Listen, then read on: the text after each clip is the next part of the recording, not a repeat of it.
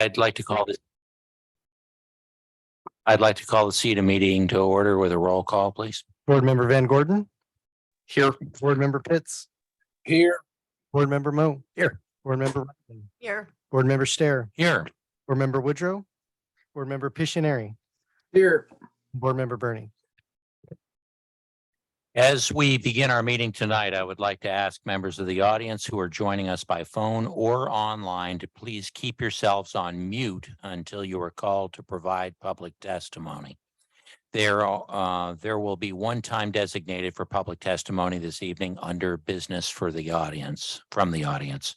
If you're attending in person, please complete the request to speak card located at the entrance of the council chambers and give your card to the city recorder.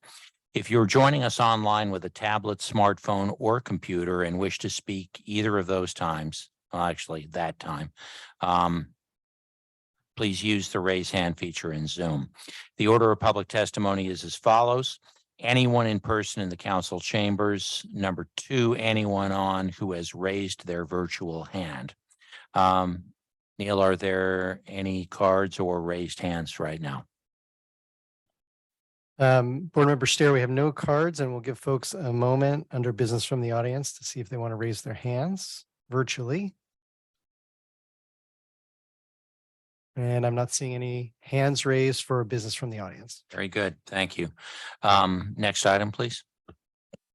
Next item would be new business. This is item number 1, winter over recess contracts. This is a resolution number 1, a resolution authorizing the city manager to award contracts exceeding $100,000 and approve amendments to public contracts exceeding levels in Springfield Municipal Code, Section 2.706, subsection 3, in conformance with all other applicable requirements of the Springfield Municipal Code and Oregon Public Contracting's law during the period commencing November 29th, 2022, and continuing through January 8th, 2023, while the board is in recess. And Neil Obringer is here for the staff report. Good evening, board members. Neil Obringer, Budget and Procurement Manager. This is a rather routine item that's normally on your consent calendar prior to winter and summer recess. However, the only contract that we anticipate potentially needing to award over recess is for the Glenwood Master Planning consultant work. Staff have noted questions around this work in the past, and so we just wanted to pull this from consent and provide an opportunity if there were any questions. I'm probably not the best person to respond to specific detailed questions, but I believe Sam KQ is in the audience and he's running the procurement and may be available to respond to any questions. And I think Allie's in the audience as well. Do we have any questions? I do. Is that okay? He's running the meeting. Yeah. Go ahead, Agent Mo. I'll ask your permission.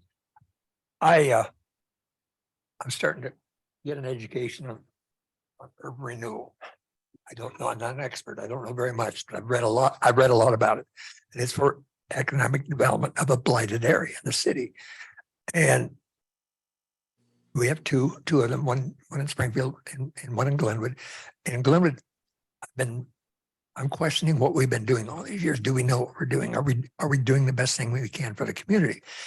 And so we lost one possibility of a developer in there, and that went away. And now we're trying to talk to another. And that conversation, I don't know where it is because nobody tells me anything. But all I know is that when I see a hire consultant to let's see exactly what it is, Between $300,000 and $400,000. $300,000 to $400,000. In my mind, in the old days, when you got a developer in there and he wants to develop that property, he looks at the plan that we have in place and he proposes what he's going to build there, and he does that. Why are we paying for that to be done? It's Glenwood property owners' money, and I'm going to be probably talking about this a lot more in the future, but this has come up now. I'm not trying to be mad or anything, but I just don't understand it. And I see it keep going on. And so can anybody tell me anything? I don't, Nancy knows it. So. I can address that issue if you like, Board Member Mo. You know, anytime you do a development effort, you enter a development agreement with a developer.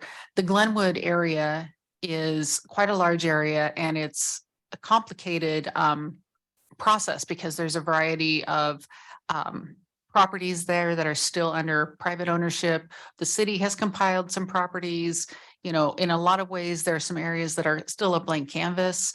And then we also have an existing refinement plan that is used for, it should be kind of a guiding force for what we're going to do in that area. But this is a very common tool that is used in development for multiple parcels and larger areas. And I know, you know, for our city, this would be considered a larger area. In other cities, not so much, but master planning is really something that is used in coordination with the developer. So this is a work product that we would need to do as a city, irrespective of who would develop that area.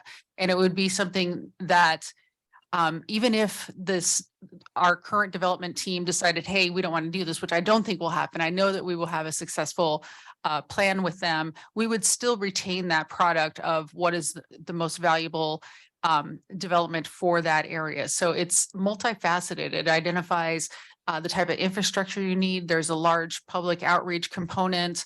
And then you work in tandem with the development team. So it's not exclusive of them. It involves them, but it does make sense for the city to make an investment for consultant assistance. We simply don't have the staff bandwidth or expertise. It's a very specialized area of development, and I'd be happy to talk further with you about it online if you like.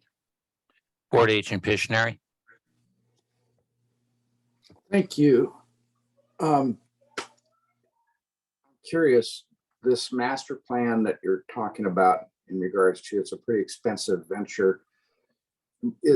Where does Molly and Mavarkian's plan that we spent years on, is that the refinement plan? Or I thought it was a Glenwood master plan that she did. I don't recall which, but it was very specific, right down to different properties, right down to locations of parks, locations of streets, what types of businesses are allowed, what types of businesses are not allowed.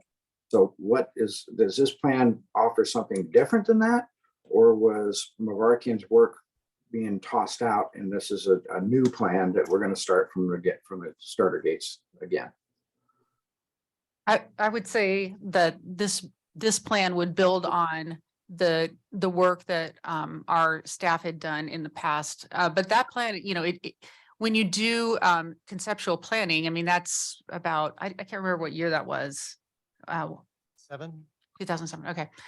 This would be, it's really project specific and area specific. So, you know, while that initial planning designated areas of Glenwood in a broader sense, this is really zooming into the project area and doing another check-in with the community, because it has been a while since we've touched base with that.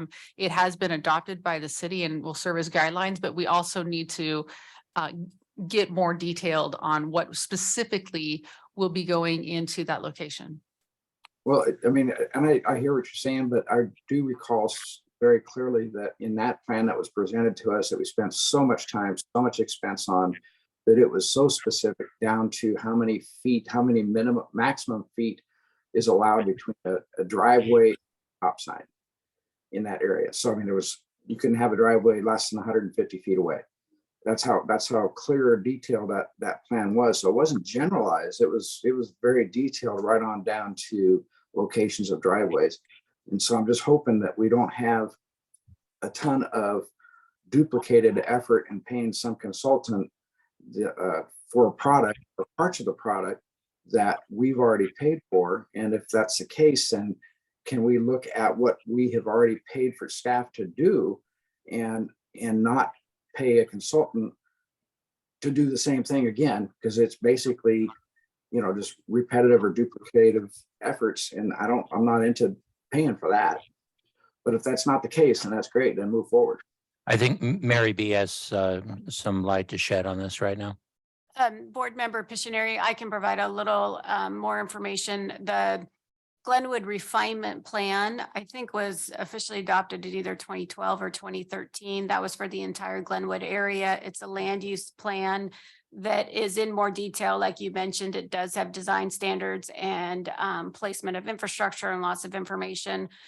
We have refinement plans all over the city, down Gateway and Q Street are examples. The master plan is specific to the riverfront development. It's something that talks about phasing of development and more specifics like the city manager is talking about in terms of that particular development. For example, Marcola Meadows had a master plan. So that's really what we're talking about here is a specific plan for the Glenwood riverfront development, master planning, phasing, and how that property will be developed.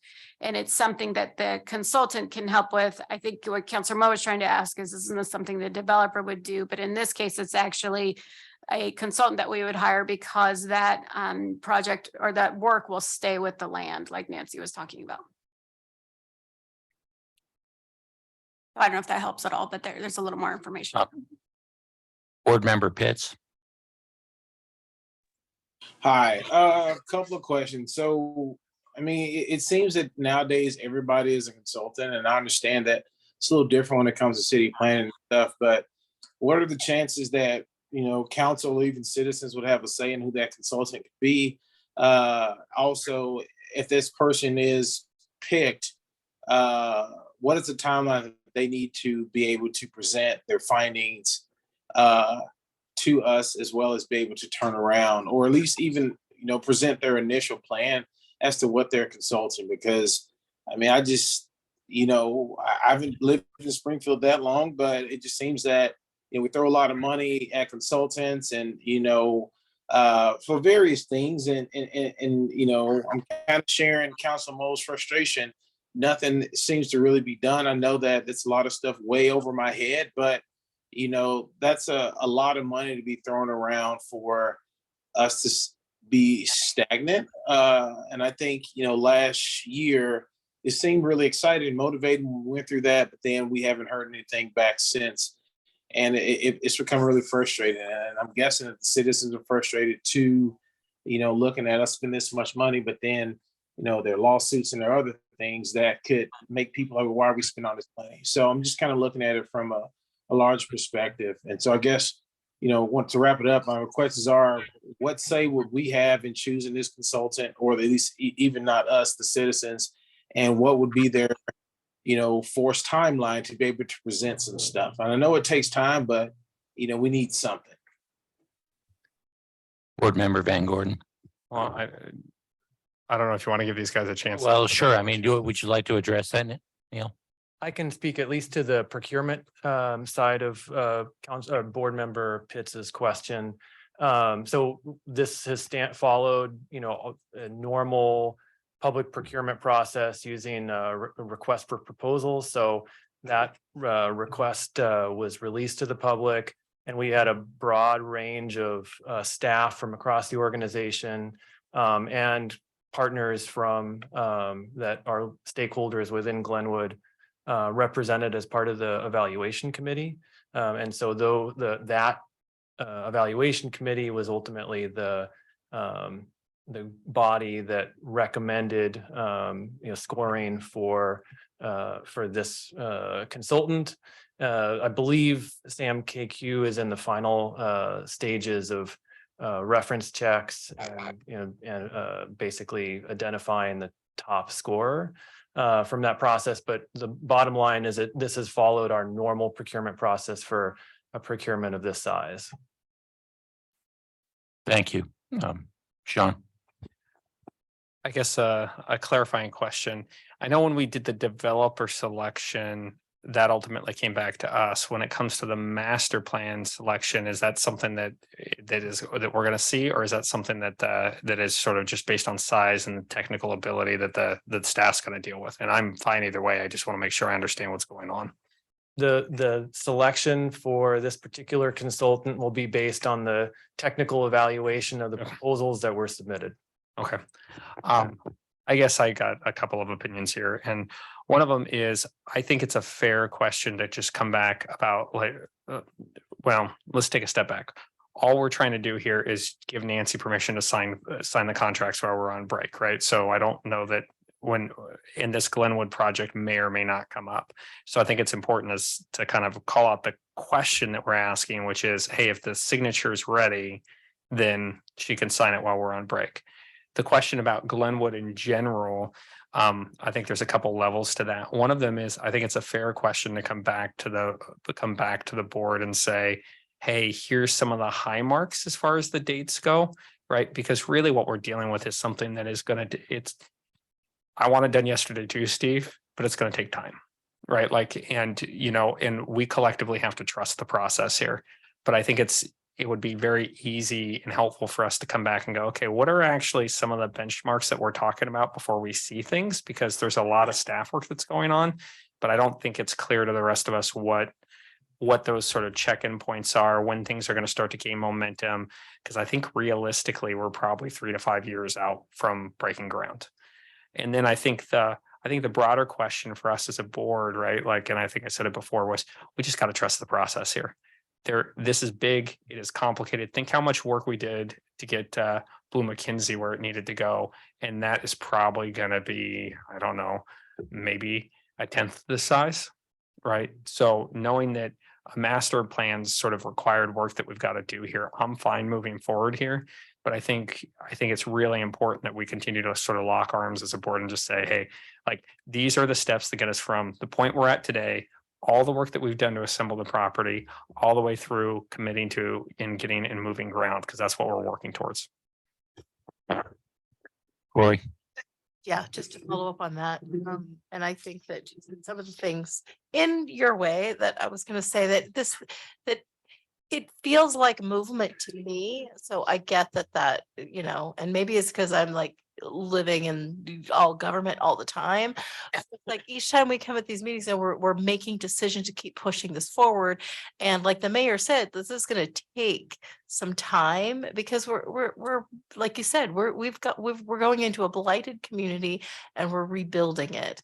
And so we're doing it with a process. So we just have to like, we can't undo it. We have to keep moving.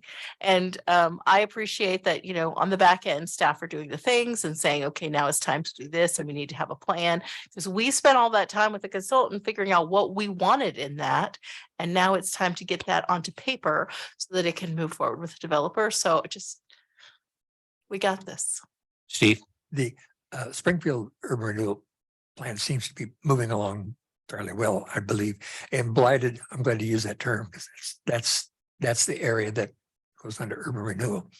I know we have a real expert in here on urban renewal in this room that I would really like to hopefully talk to and get to know more, because I'm dangerous right now with what I know. So that will help me.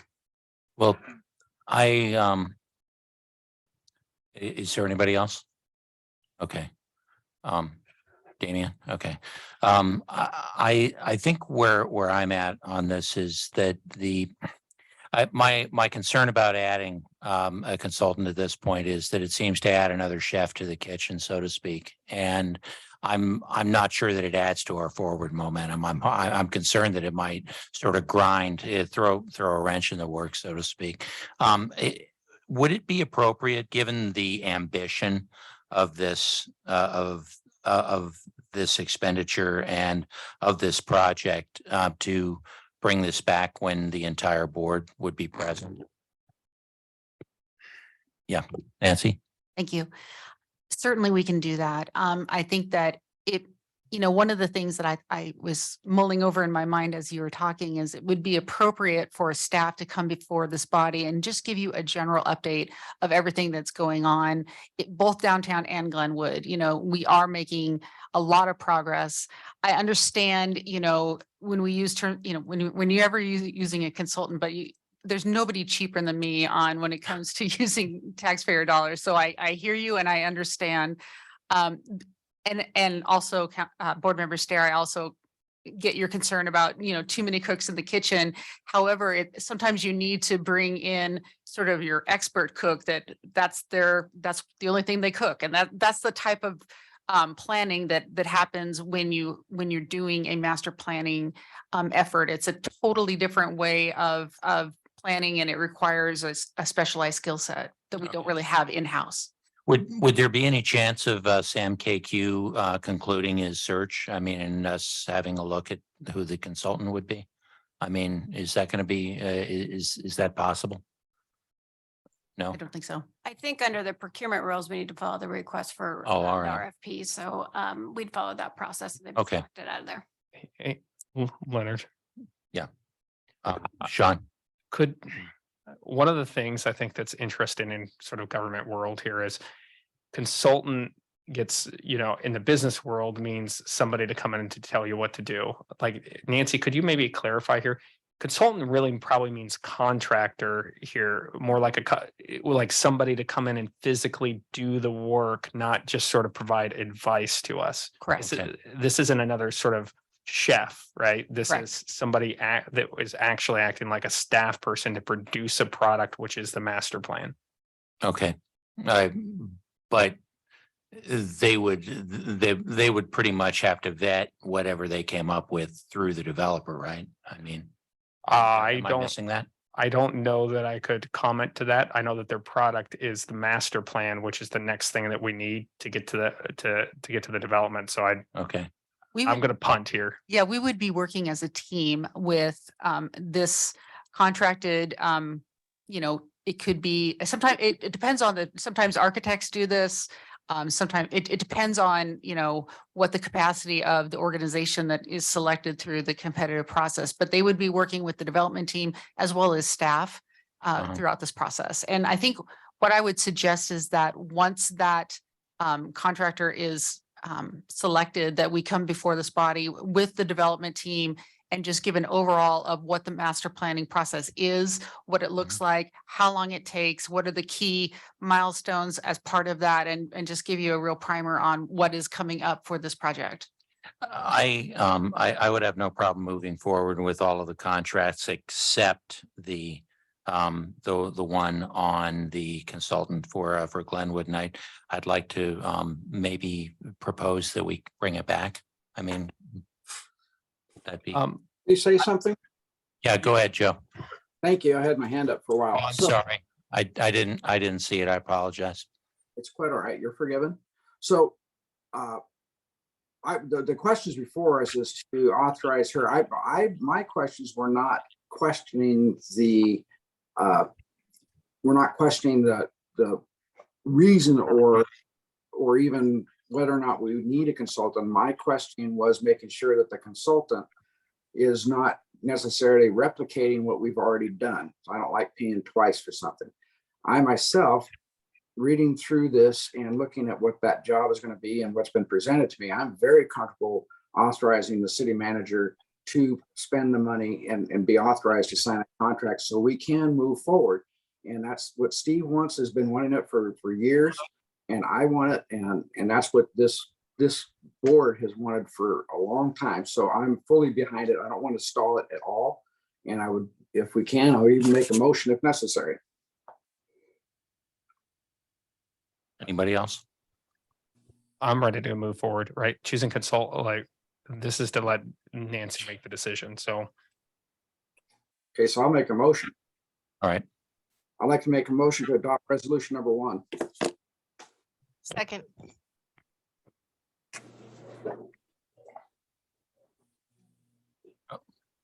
Oh, I'm sorry. Could we have a roll call vote, please? Yes, Board Member Van Gordon, yes. Board Member Pitts, Aye. Board Member Mo, Yes. Board Member Rodman, Yes. Board Member Stair, No. Board Member Woodrow, Board Member Pictionary, Yes.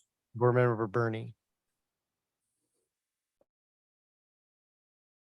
Oh, the votes are, I think, 5 in favor, 1 opposed, and 1 abstaining. Or 1 absent, sorry. 2 absent. Thank you. And I think that being the end of our business, we are adjourned. Thank you.